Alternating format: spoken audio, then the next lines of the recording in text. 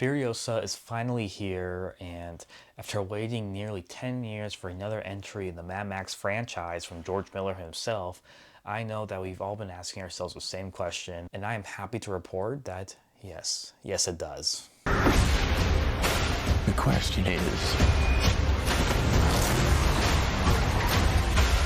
do you have it in you to make it epic?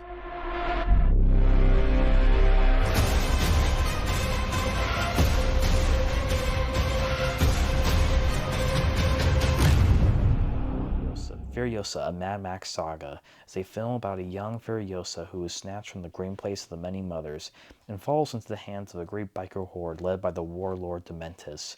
Sweeping through the wasteland, they come across a citadel presided over by the Immortan Joe. While the two tyrants war for dominance, Furiosa must survive many trials as she puts together the means to find her way home. So yeah, overall, I thought this film was amazing, but to get into the specifics of what I really loved about this movie, for me, it was a more personable approach in contrast to Fury Road. To use an analogy, Fury Road is a very intense graphic novel. Furiosa is more like the Odyssey. You know, it's a long epic with action, of course, but also really focusing on a character journey rather than spectacle. Not to say there's anything wrong with spectacle or the other option, but it's different, but I think it works in this film. And as a result, you know, the action scenes feel different in this movie, and I mean that in a good way. And while, yes, there are very Fury Road-esque action set pieces in this film, they are not the standout. They're good, they're fun, but they're not the standout. The standout was the more isolated, low-key, intimate action scenes that have a lot of emotions riding on and motivating these action scenes. Something that I can't say for Fury Road. And frankly, the substance of these action scenes feel more comparable to the first Mad Max film.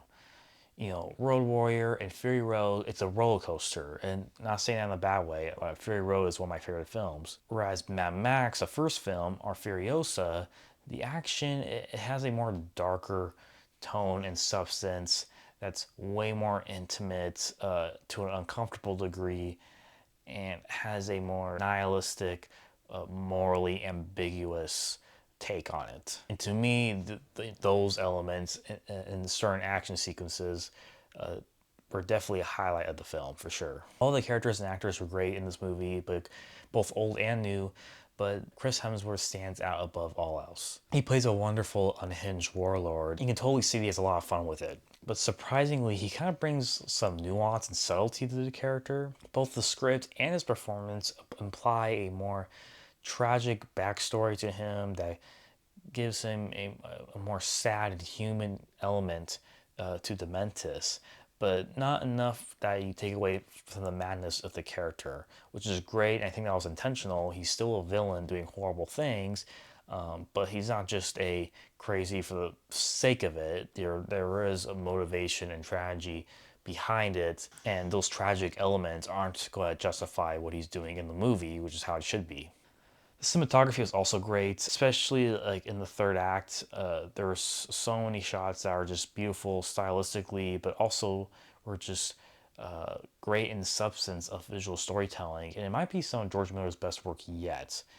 Now, there were some shots, obviously, that I think were hampered down by the CGI, but I'll talk about that later for sure. Now, to get on to what I thought the film could have improved on, and the first thing that immediately comes to mind is the CGI. You know, Mad Max Fury Road, and even the previous films by extension, you know, pride themselves on practical effects and stunt choreography that makes the action scenes feel a lot more visceral and compelling to see on the screen. Furiosa, however, I'm not gonna say it's a CGI fest. There are definitely cool, fun, practical action scenes in this film, but it's definitely a lot more noticeable CGI.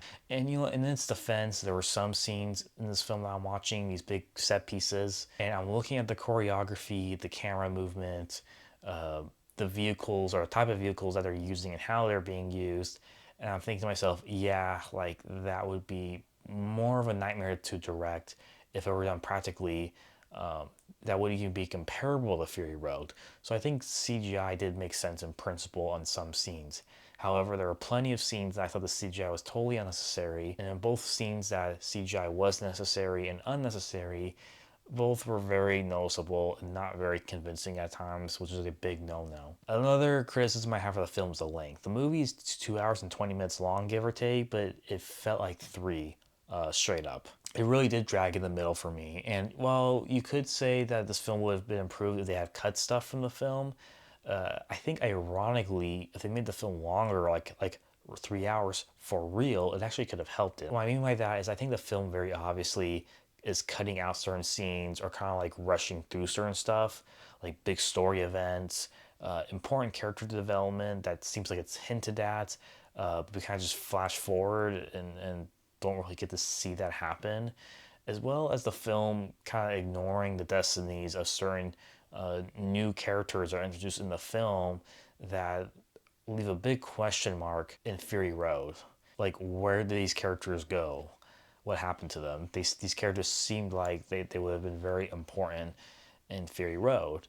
And this film doesn't answer that. And I'm sure that George Miller did film scenes like this. And I think that if all these things that I just mentioned were included in the film, even if it made the film a lot longer, I think that would have helped the pacing because at least you would have gotten a clear, bigger picture, and that would have been more fulfilling and engaging as a result. Overall, I came into this movie not expecting another Fury Road. I think Mad Max Fury Road is lightning in a bottle. It cannot be replicated. But even having lowered my expectations, I thought Furiosa was still amazing. It's absolutely a must-watch film that's burning with creativity as well as beautiful filmmaking. And as a result, this film is an easy 4.5 stars.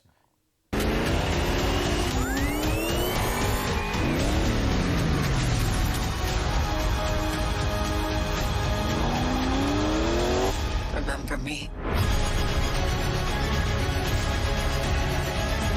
Thanks for watching, guys. Let me know what you thought of Furiosa if you've seen it. Hit the like button, hit subscribe. I'll see you next time.